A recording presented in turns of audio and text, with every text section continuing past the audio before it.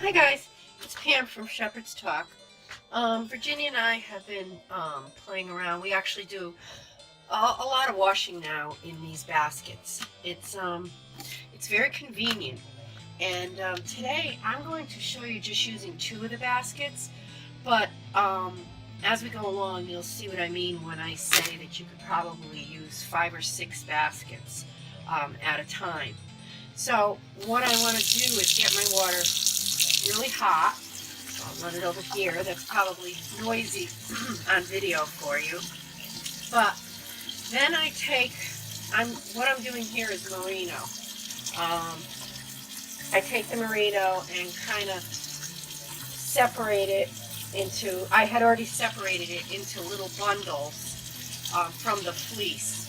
So then I'm going to pull it apart and lay it into the baskets in a nice little orderly fashion here.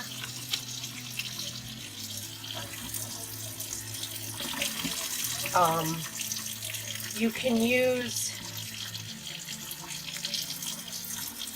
layer it up. You know, you can make this 2 layers. You know, it doesn't have to be really thin layers, but kind of keep it nice and orderly if you want to spin it from, you know, the lock afterwards. So that will be my first layer. And then my second layer, I'm just going to get another bundle. Okay, so here's the way I bundle them up prior to doing this, because I'll sit and I'll just do an entire fleece in one night. I kind of enjoy the process. So all the staples are going in one direction. And then kind of separate them out. Lay them in. See, this one will unroll nicely out. Okay. Now, you want really hot water. I know we've always talked about grease, leaving some grease in it. And you do want to leave some grease in it. Well, we do. But if you do not want to leave grease in it, now this can be a little bit thicker. I'll put another row in just. Okay, we have another row right here of, and then we'll quit at this. You can fill these up a lot more than you thought you can. Now, I can see this is a different merino than this. And I'm going to tell you, this is merino from Nui, and this is a merino from Veronica Worthington, a friend of ours.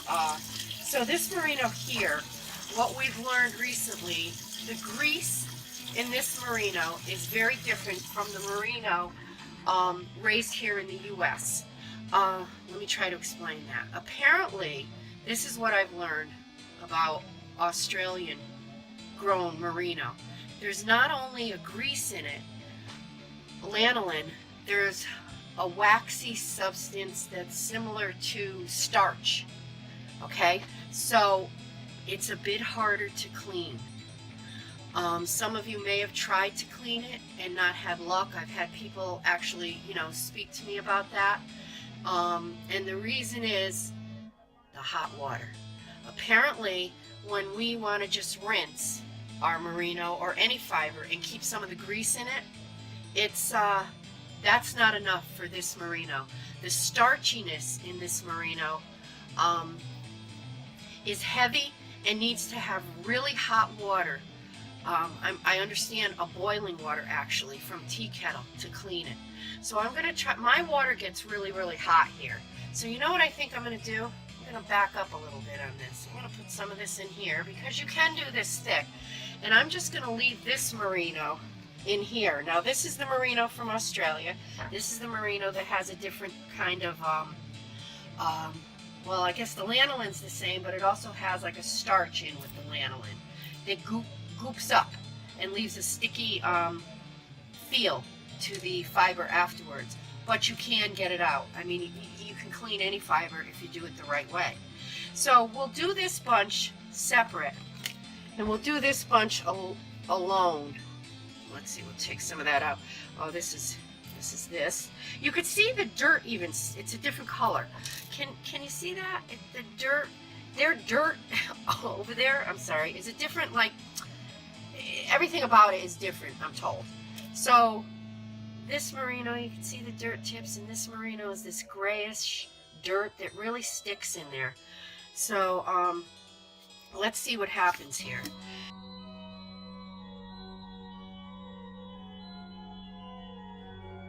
Fill this sink with the hottest water I can get. And if I don't feel it's hot enough, I may boil some water and add it to this. So I have here just Dawn. I'm going to put a little bit of Dawn in the water. And I'm going to let this fill up and soak this. So a minute to fill it. It is hot, so you might want to use some gloves. You can also put another basket, excuse me, on top of this one. I kind of want to keep an eye on this to see how it's cleaning. So we'll just get this filled. Let's get this wet. Hot. Hot, it's hot. But the basket, as you can see, is keeping this nicely in order, which is what I want. Now, because this is so hot, I'm just gonna look at this. It's already coming out. See how you can see that? It's really starting to come out, and this is just, look at this, how it's whitening too. Alright, so then give it a squish. And you know, it's merino, we don't want to handle it too much because of its fineness. So, with water to cover it. And again, you could put another basket on this, but for video purposes, I just want you to see what's going on in here. And what I'm going to do is, obviously I'm going to let this soak for a while and come back and check it and then probably rinse it because I did, you know, put Dawn in it. So we want to rinse the soap out. Look at that's coming out so nice and clean already. Turn this off because my baskets are filled. Now this is just what I do. Now it's keeping them all in a nice orderly fashion because, you know, I do like to spin from the lock. If not, you know, a little bit a raw or a rinse fleece, I like to have it at least in lock form so I can, you know, as I've said before, I love doing it that way so I can connect with the sheep.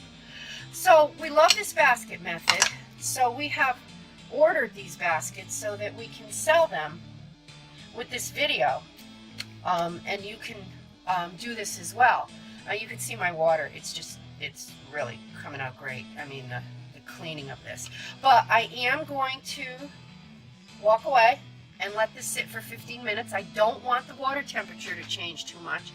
So I am going to keep my eye on that temp because of the fact that I have this merino in there.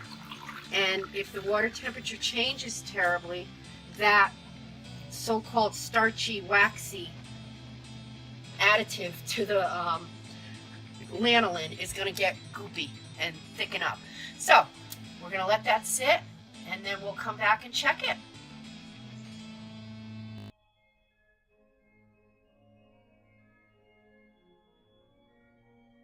Okay guys, part 3. Let's see how our merino came out. I'm going to let this run out over here. Show you what I do with it to dry it. It's still hot, 10 minutes, but you know, it keeps that warmth, that heat in there. Whoops, yeah, it's hot. Careful of that. I always have a wooden spoon so I know I can stick my hand in there. So, we have the merino. And we have the Australian merino. Let this water run out. See, I'm just putting it to the side, letting it run out. So now I squish it down to get the water out. And I squish this one down to get the water out. Then I'll use my hand. You know, I'll even squeeze it a little because it's still really warm. I know whoops, I'm trapped it in water. I know I'm not going to felt it. So let's back up here and show you how I dry it. All right, I use it's winter here in Connecticut, so this is one of those drying things, so it helps absorb some of the moisture. I also have this old screen. You know, it actually is lifting it off of this about 1/8 of an inch or so. But what I do first is I take the fiber.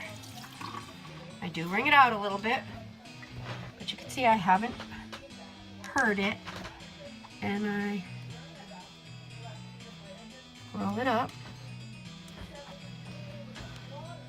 blot some more of that water out. And I don't always do this, it's just that it is winter here, so you know it's not going to be outside in the sun at all.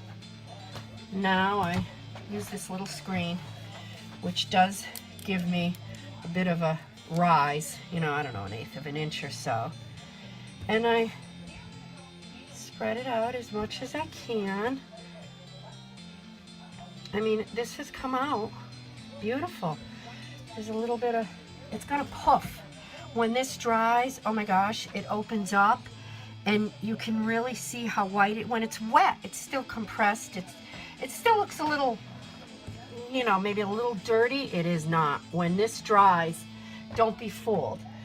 Now, the other merino, oh, this was it. Sorry. Okay, so this is the, oh, this came out fine. And it's not, you would know, let me tell you, you would know if it was going to be sticky, icky, tacky. Now, you know, I like to play with it, so I do, you know, try to spread it out nice, because as it dries, it gets fluffier and fluffier and shows that it is whiter and whiter. It's amazing. You know, there's a little piece of chafe here, but you don't want to pick that out now, because when it's dry, it's going to come right out nicely. So this here, I'll just, look at that, spread that out a little, look at that. I mean, this has come out beautiful, beautiful. So that's what I'll do. I'll pick and primp and play a little bit, not too much. I don't want to tell you to go too much, but I kind of try to open up the ends so they dry quicker. And again, a little piece of chafe, no big deal. That'll just come right out. So I pretty much will leave this alone. I may flip it over, but I pretty much will leave this alone to dry. And again, in the winter, this, believe it or not, it's going to take probably more than 24 hours to dry here. If I had my wood stove on, it would dry much quicker, but I don't. And so let's see what we get when it's dried. Okay, good.